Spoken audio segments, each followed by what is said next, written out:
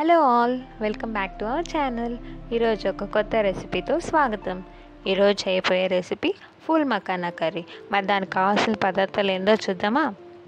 Cut చేసి పెట్టుకున్న onions, tomatoes, cashews, పచ్చిమిర్చి, గరం మసాలా ఐటమ్స్, ఫూల్ మకానా, అల్లం వెల్లుల్లి పేస్ట్, పసుపు, జీలకర్ర పొడి, గరం మసాలా పౌడర్, ధనియాల పౌడర్, చిల్లీ పౌడర్.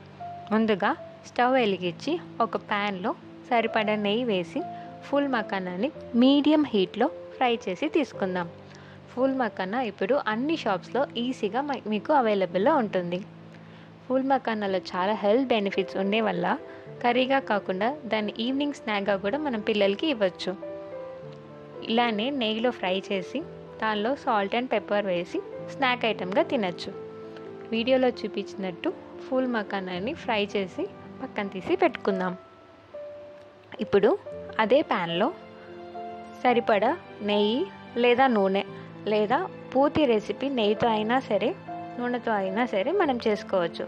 ఇక్కడ నేను రెండు మిక్స్ చేసి చేస్తున్నాను. నూనె కాగిన తర్వాత దానిలో గరం మసాలా ఐటమ్స్, ఆనియన్స్ వేసి ఆనియన్స్ ట్రాన్స్పరెంట్గా అయ్యేంత వరకు బాగా ఫ్రై చేసుకోవాలి. ఆనియన్స్ ట్రాన్స్పరెంట్గా అయిన తర్వాత కట్ చేసుకున్న టొమాటోస్ యాడ్ చేసి టొమాటోస్ మగ్గేంత వరకు ఫ్రై చేసుకోవాలి.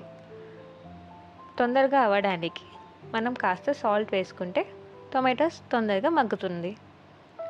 ఇప్పుడు టొమాటోస్ మగ్గిన తర్వాత దానిలో కాస్త పచ్చిమిర్చి వేసి బాగా ఫ్రై చేసుకోవాలి. మీకు అడుగంటేలాగా అనిపిస్తే కాస్త వాటర్ యాడ్ చేసి మిక్స్ చేసుకోండి. ఇప్పుడు దానిలో క్యాష్యూస్ కాస్త వేసి లైట్గా ఫ్రై చేసి పక్కన తీసి పెట్టుకుందాం.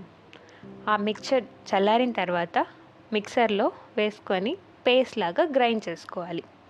గ్రైండ్ చేసుకున్న పేస్ట్ని పక్కన తీసి పెట్టుకుందాం. ఇప్పుడు కర్రీ చేయడానికి ఒక ప్యాన్లో సరిపడా ఆయిల్ వేసి ఆయిల్ వేడైన తర్వాత ఒక స్పూన్ జీలకర్ర వేసి వేయించుకోవాలి. ఇప్పుడు అల్లం వెల్లుల్లి పేస్ట్ యాడ్ చేసి పచ్చివాసన పోయేంత వరకు బాగా ఫ్రై చేసుకోవాలి. అల్లం వెల్లుల్లి పేస్ట్లో పచ్చివాసన పోయిన తర్వాత మనం ఆల్రెడీ గ్రైండ్ చేసి పెట్టుకున్న పేస్ట్ని యాడ్ చేసుకోవాలి.